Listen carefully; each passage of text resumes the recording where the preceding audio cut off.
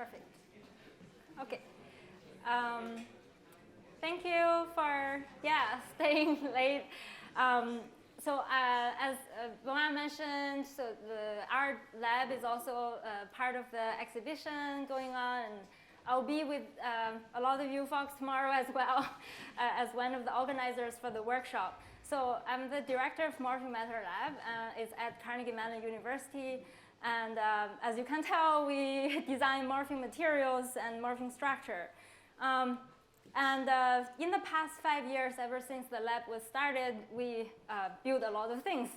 And most of them are active and morphing in some way. Some are wearables, fashion products, edible food, and design artifacts, and robots, soft robots as well.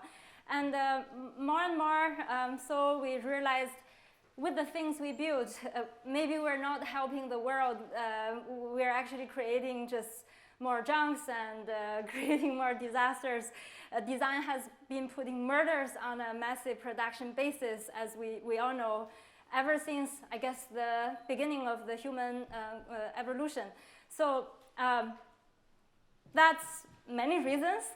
One of the reasons is that we are kind of, when we think as a designer, we're thinking about the nature-centered design separately from human-centered design. We are basically don't ever think they could possibly all coexist in harmony within one natural or artificial environment.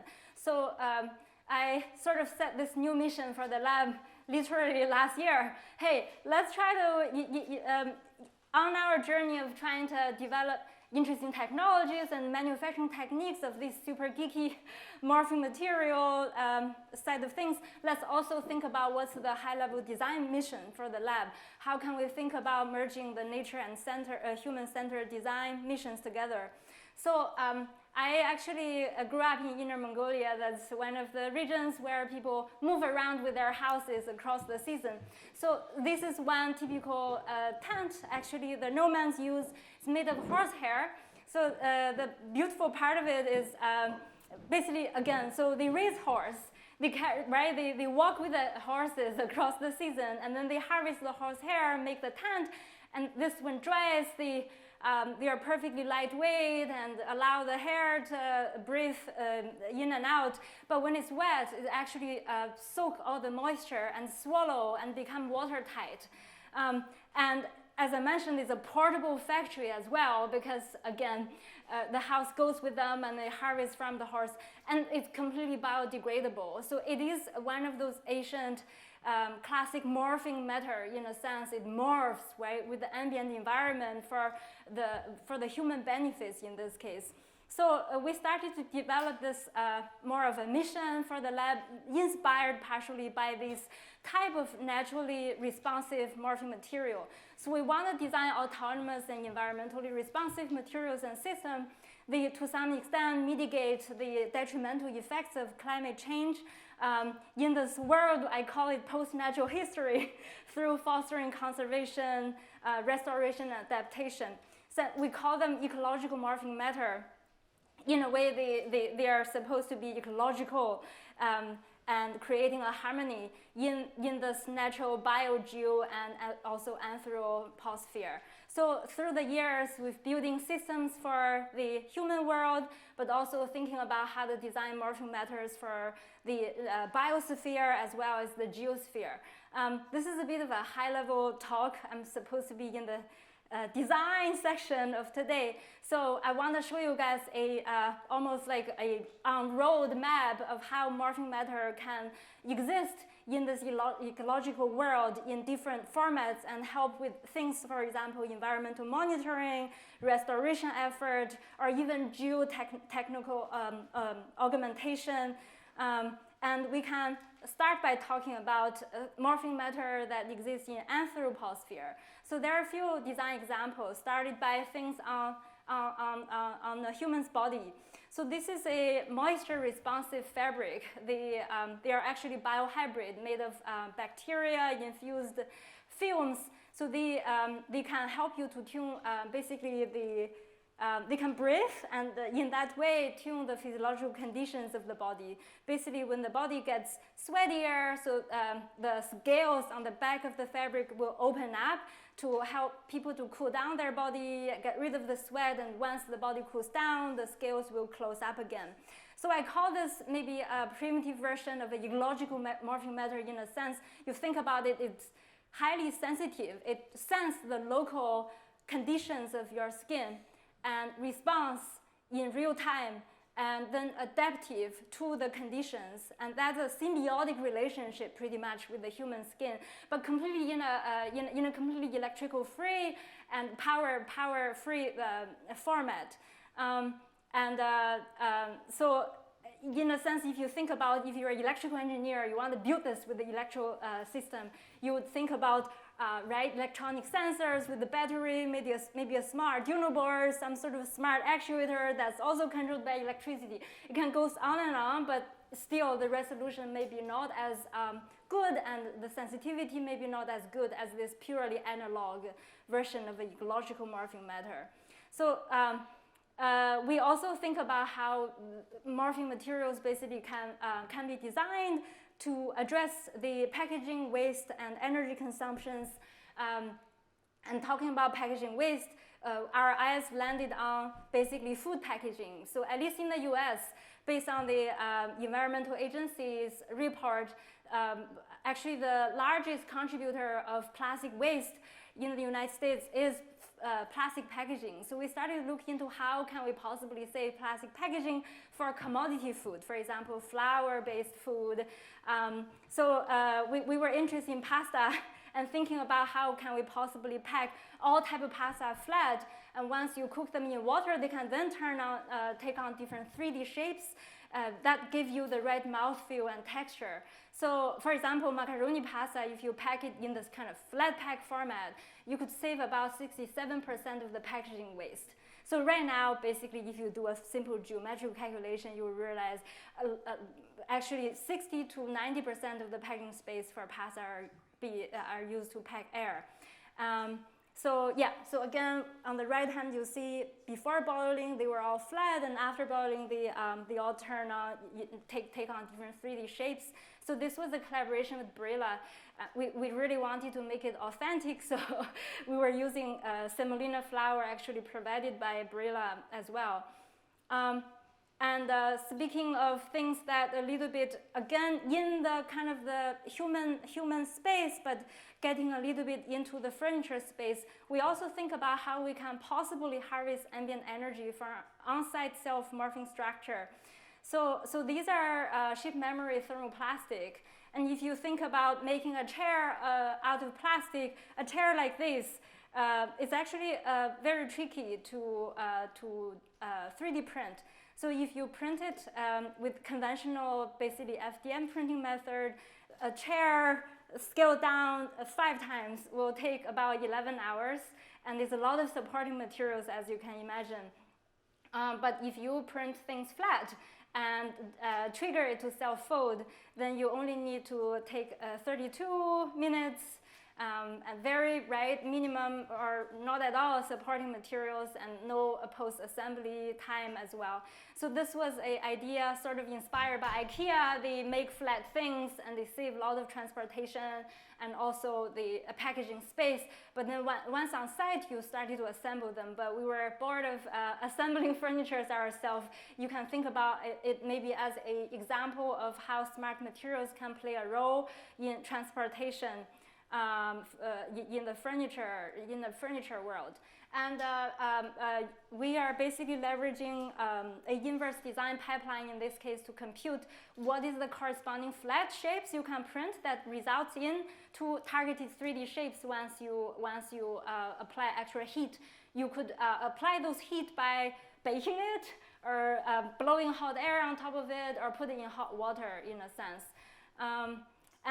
Inverse design can be applied to this chip memory polymer for non-developable shapes as well. We've already learned a lot about geometrical concepts today. So here we are showing a bunch of non-zero Gaussian curvature shapes that can be inversely converted into a G-code that's compatible with normal fused deposition printer. As I mentioned, we're interested in the idea of kind of leveraging 4D printing as a way to think about a green manufacturing cycle. You started to save materials, right, and also the manufacturing time when it was on manufacturing floor, and then you save packaging space. And once it's on site, you save assembly effort. You can purposely choose thermoplastic that's either recyclable or even biodegradable. In this case, we're using PLA, which is corn starch derived, actually. So in this case, you can then really think about a circular green manufacturing circle with a manufacturing technique a lot of us are interested in, which is called 4D printing. It was being discussed many times today.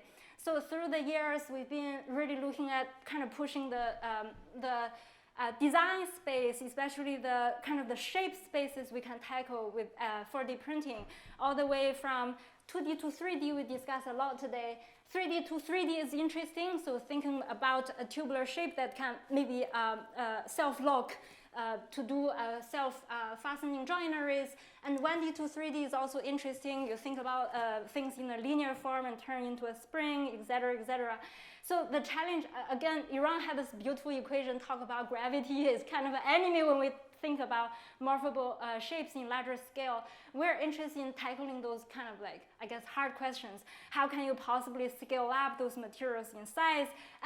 And how do you harvest green renewable energy to do the self-assembly? We want to get rid of heat guns or oven because otherwise you're cheating yourself. Why it's sustainable if you have to use extra energy to do self-assembly? So on the right hand, this is an ongoing project collaboration with the Department of Energy. They have a large additive manufacturing center in the States. They are very interested in basically using derived wood filament to print larger structures, for example, wind turbines or modular houses. So one idea we proposed to them and kind of started to discuss with their wind people, quotation, that's how they call them, how you can possibly basically transport flat panels on site and then use solar energy to morph wind turbines for especially a kind of disaster area for temporary uses. The reason we are looking at wind turbine is because they mentioned actually those are causing a lot of headaches to do transportation, because often you need wind turbines in kind of hard to reach places. They're giant and it's a very energy consuming and effort taking to transport them. So that's kind of the human world. And right now in the lab, we are getting really excited. Maybe one of the most exciting direction that's basically developing morphing matter, mostly live in nature, if you will. Basically, right to my philosophy, hey, humans are great. I mean, they're enjoying their lives. How about we try to design some things that help the other side of the balance, the nature-centered design. So one reason we're interested in thinking about morphing matter and its use in nature is because a lot of those morphing materials are analog. They respond to moistures, to heat, right, to light. And those are the resources readily available. Those energy resources are readily available in natural environment. So this brought us to pretty much like a 5-6 year long project thinking about how we can harvest moisture in the environment and use it to do something good for natural restoration. So we looked into this natural organism called basically erodium. So actually in the earlier days, we read a lot of Iran's paper and his team's paper. So they, from more science perspective, study how the biological system works, microstructure and also mechanics at the larger scale. So we were basically taking all those insights and trying to develop an engineered version to do similar things, meaning so basically you drop it on the floor and once the rain comes, it can start to spin its own body. As it spins, it creates a thrust force that's downwards and that'll drill it itself into the ground. So it's a self-bearing mechanism by harvesting the moisture in the environment. So we thought about leveraging this natural mechanism to basically deploy other types of things we're interested in. For example, pine trees that are used for reforestation effort, especially in California and also Canada, but also thinking about deploying sensors in the massive scale through drone or airplane. So this is what I just said. So imagine a drone, throw those on the ground, and rain comes, they can drill in. So this is just an outdoor test. Through past 2 years, we've tested only like more than 300 seeds outdoor, because right now it's still hard to make it in very large scale. But we were able to show there's a decent germination rate, larger than the kind of the common drone-based sort of seeding efforts. Because if you use drones, usually the seeds are kind of dropped on the ground, on the surface of the soil, right? And the birds will eat them. It cannot resist droughts and wind. So now if it buries in, you can actually have larger germination rate. And as I mentioned, we can also develop IoT systems with those self-bearing carriers per se. So you can put on sensors and have antennas, so those things can talk to the drone or satellite to extract information from the natural field. So yeah, these were some of the field tests we did in both Pittsburgh, and also our collaborators did a bunch of tests in China. So I mentioned in the short term, we're interested in seeing this maybe for reforestation and also precision farming. And long term, we were also thinking this could be very interesting for even space exploration. Actually, long before I started to work on this, a lot of European teams sponsored by ESA started to look into the systems and thinking about how you can harvest huge kind of temperature fluctuations in the outer space, for example, on Mars, to have those analog robots drill in and do soil sampling. So yeah, it has been a long journey. And ever since the work was out, so there are a lot of actually natural conservation team, both within the US and internationally, reach us out. We are at the point of trying to scale it up, basically how to think about, right, producing tons of those on the manufacturing floor. And moving into a little bit of the future, we are also interested in keep embedding more and more intelligence in both the kind of behavior, but also computational design into those morphable structure. So we recently got the luck to, I guess, form a large team working on this biohybrid mesh projects, looking into the next 5 years or maybe next decade.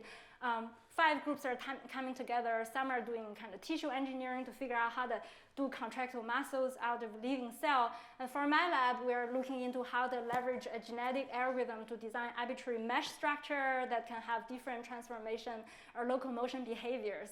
Imagine.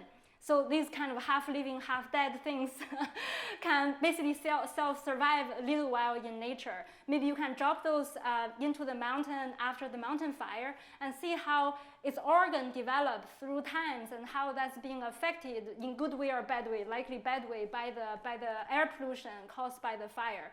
So we're interested basically in vivo and in vitro sort of living animal tests.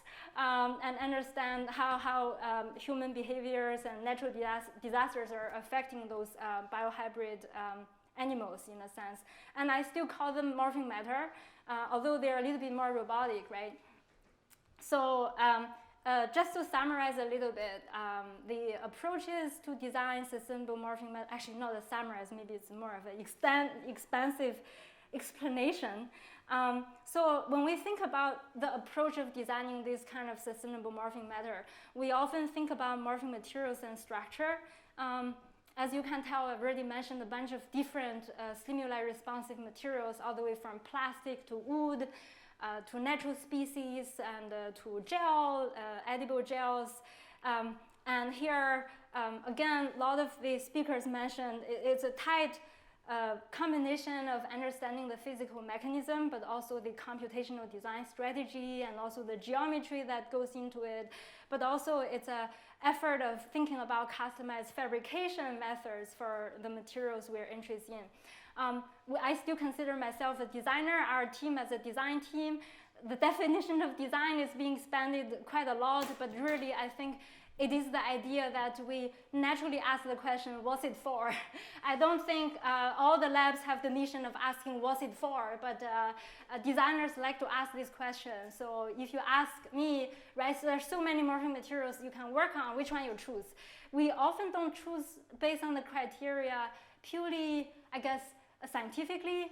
So yeah, so maybe there's a mathematical gap, you go there. For us, it's more like, hey, which one can potentially give us inspiration to think about the way it impacts the world, especially the way it can benefit nature in these days. So yeah, so that's kind of my understanding of how design play a role in this field. We're in a sort of a data-driven design age. No matter is the experimental data we have to collect from time to time, or leveraging simple data-driven method to optimize the design. But basically, there are a lot of pipelines. Data can flow into our computational design and the manufacturing process. So I partially stole this kind of terminology from Iran when he gave a talk at Pittsburgh a few years ago. He mentioned it's a tight combination of mechanics and geometry. I really thought so. I started to use that way to think about designing morphing matter, and it works like a charm. So yes, so for every project now we do, it often started by thinking through a physical morphing mechanism that are interesting to us, both in terms of application and maybe the physics. And then we try to think about how to tailor the behavior and also geometrical control through computational design algorithms. We were not so, I guess, much an expert in a very specific method. We use whatever methods that work for the whatever system. For example, the very first bunny one, right? It's a very simple kind of developable flattening algorithm people use in sharp folding origami, very geometrically based. And all the way to a system like maybe the seed I just talked about, the last second column, that's just a finite element analysis because we just wanted to validate whether the critical physics we are interested in are playing the critical role. So yeah, and this one looks like a mesh. This is actually a simple conformal mapping method the previous speaker just mentioned. So yeah, whatever works.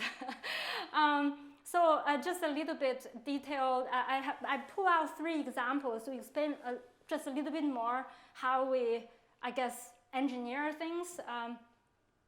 So the first one I want to talk about is the self-folding thermoplastic, the self-folding furniture and bunny ears.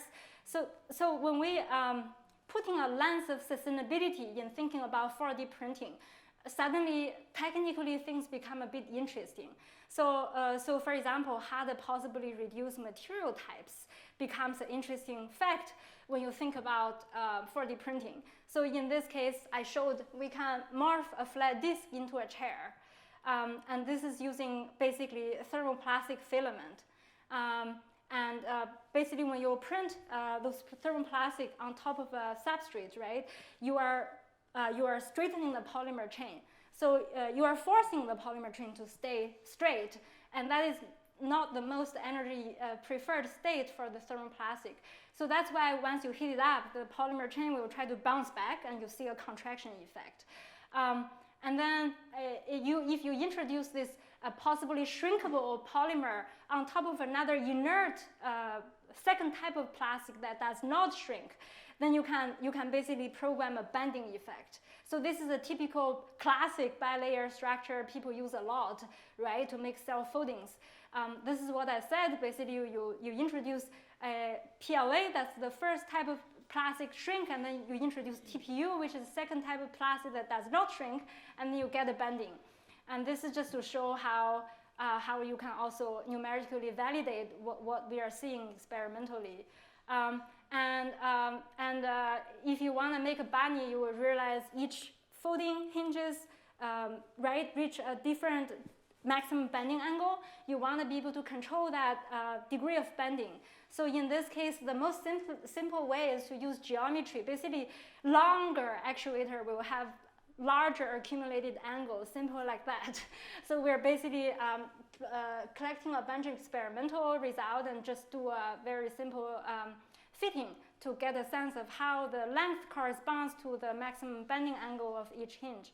And then from there, you can start to apply this already well-known sort of origami flattening algorithm to think about how you can flatten a target shape like this bunny, and then introduce this smart material at each hinge location. And this is on the left. This is the G code you can directly input into the 3D printer, and this is the sheet that was printed, and then once you put it in hot water, you can see it fold back into a bunny. If you are interested in the geometrical concept, there's only one thing, maybe slightly smart, we did. Again, just normal origami algorithm, but then we have to accommodate the width it takes so that's, we call it curved origami. So you have to kind of convert the sharp origami into curved and understand how that create an offset in your flattened shape, basically. So this is cool and everything. And we have a software basically allow people who are not interested in coding to also generate their own G code and load it into the printer. Oh yeah, this shows what I just said. Basically, put in hot water, it folds. Go back to my ecological design story. So this system is interesting, but it requires two types of material. For any folks who are interested in kind of recycling plastic, getting more types of plastic into one system will be a big headache. So we started to think about how you can possibly use the same shrinkable PLA material, but only use it without introducing a second kind, so it's easier to recycle. So this is a pseudo bilayer structure. It's made of just PLA, but by manipulating the printing direction, you can create a bending effect. So basically, the blue part is printed longitudinal to the beam direction, and the red part is, again, the same material, but printed perpendicular. So the beam tends to bend, towards the along the longitudinal direction. So that's why only the blue layer will play the role as an actuator, and the red part becomes effective constraints. Again, it's just a way for us to think about a single material printing, but be able to have a controllable parametric shrinkage or bending effect. So then in this time, we wanted to play with a little bit different structure. So instead of just origami, we made a mesh.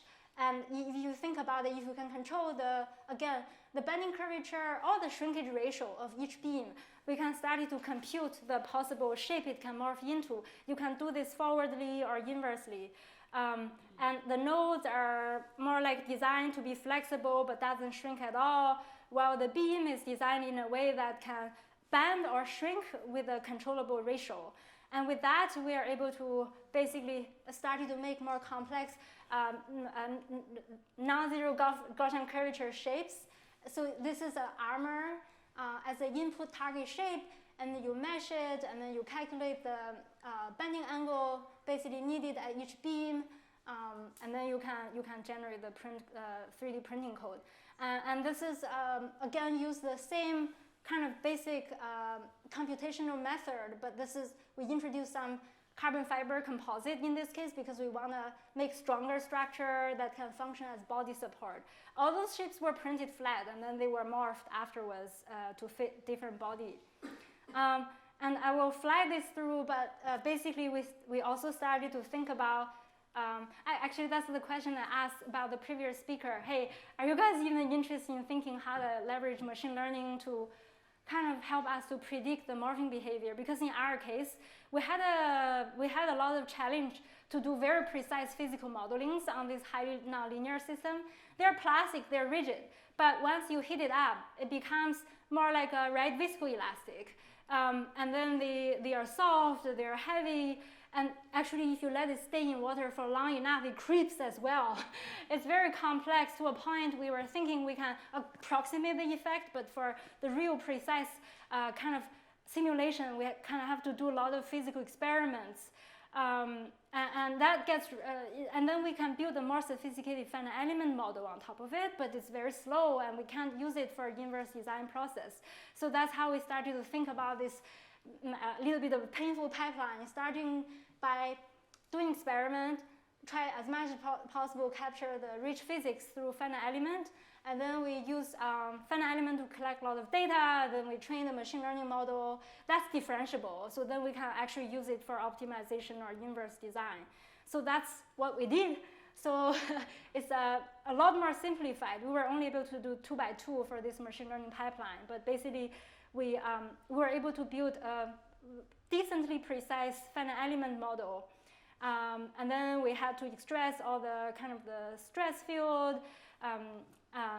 out of it, and then train a faster model that's geometrical based. And this is just this fancy animation is more of a data-driven process. We're generating a bunch of variations of 2x2 for the data collection part.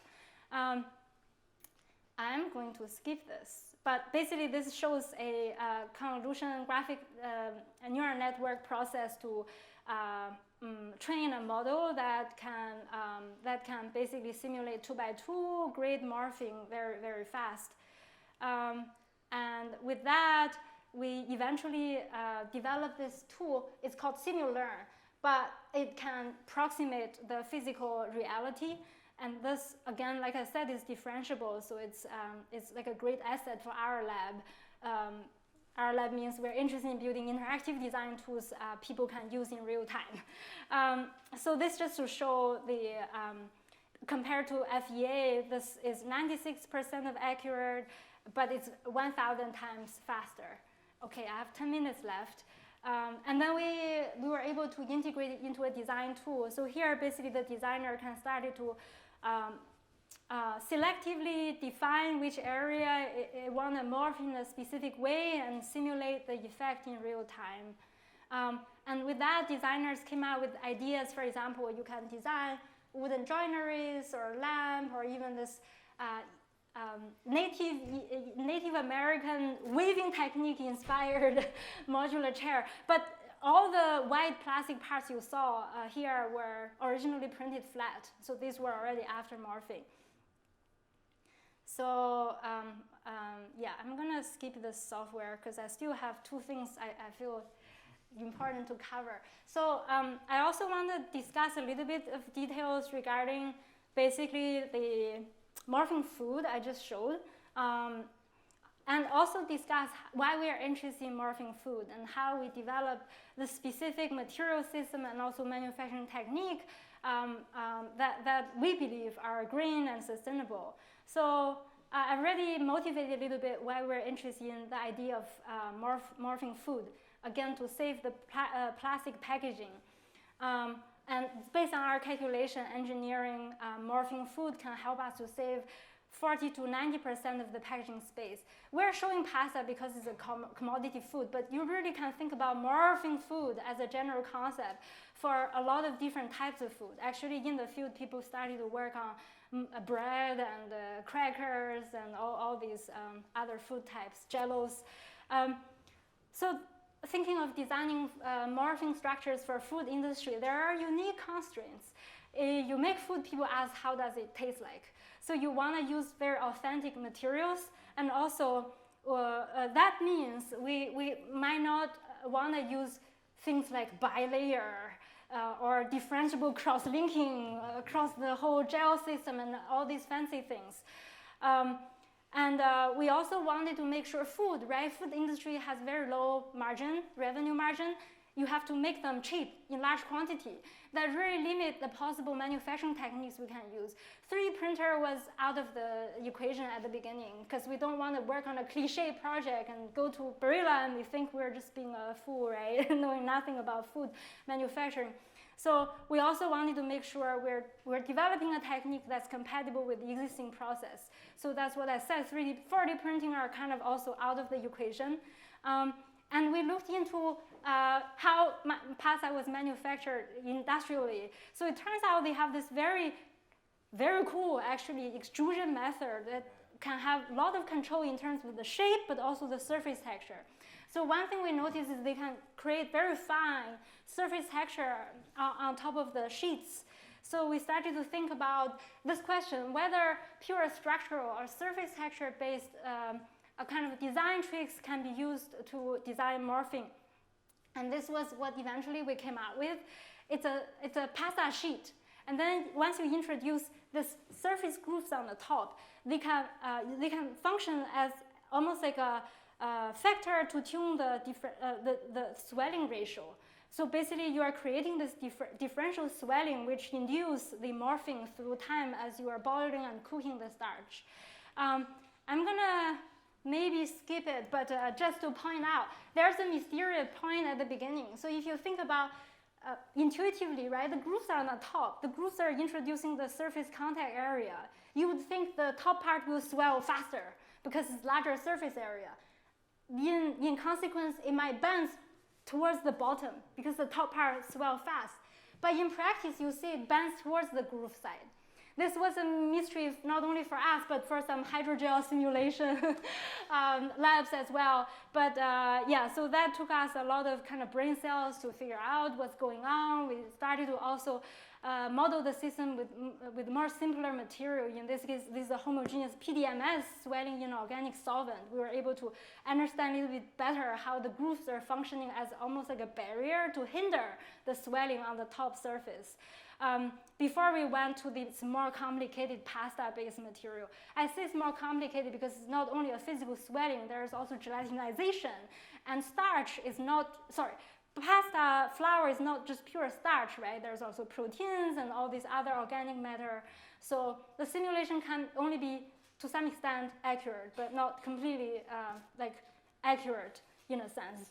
And this was earlier method we use is like a robotic stamping device. You can introduce groove with more controlled orientation. But like I mentioned, our ambition is to really develop this method to be compatible with the industrial pasta extrusion method. So that's ongoing.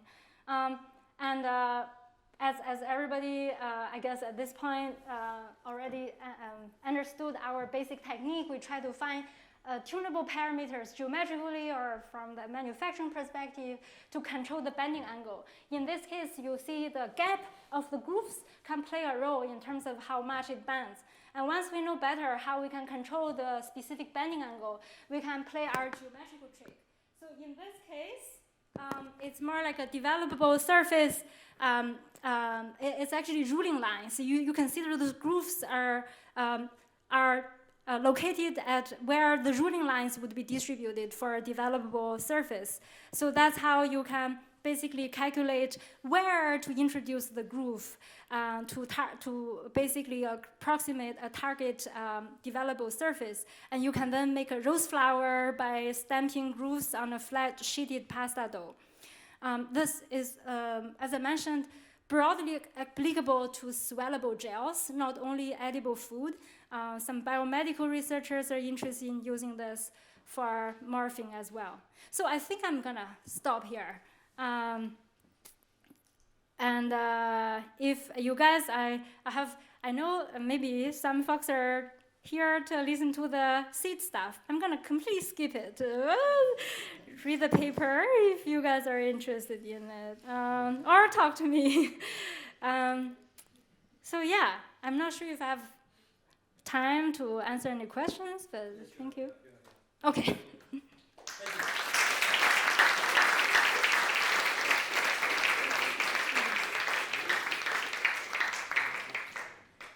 do have time for questions. Could you explain again the curling mechanism in the pasta? I'm not too sure. Oh yeah. So basically, the groove function as a water barrier for the swelling. So basically, right, if you look at this colorful image, can you see my cursor? Maybe. Yeah. So basically, right beneath the groove, right, you see the darker color. The darker, the slower the swelling is.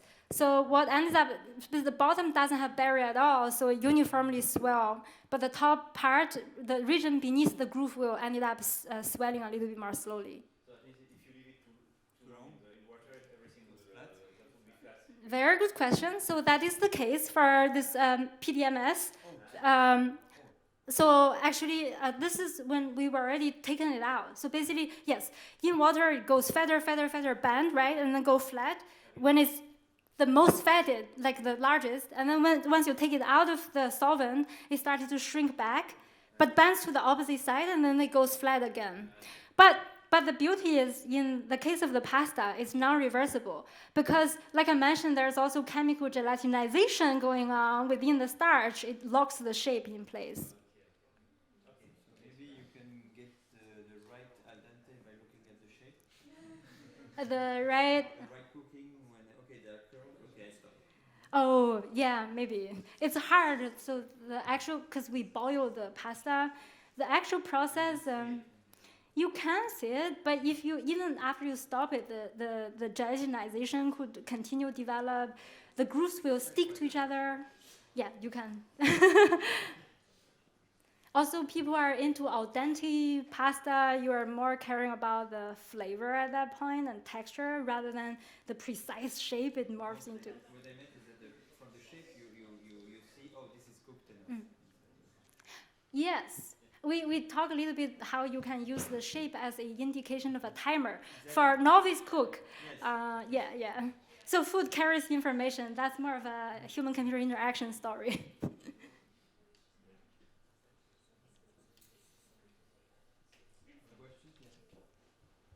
More on that theoretical side, basically. You have a quite clear vision.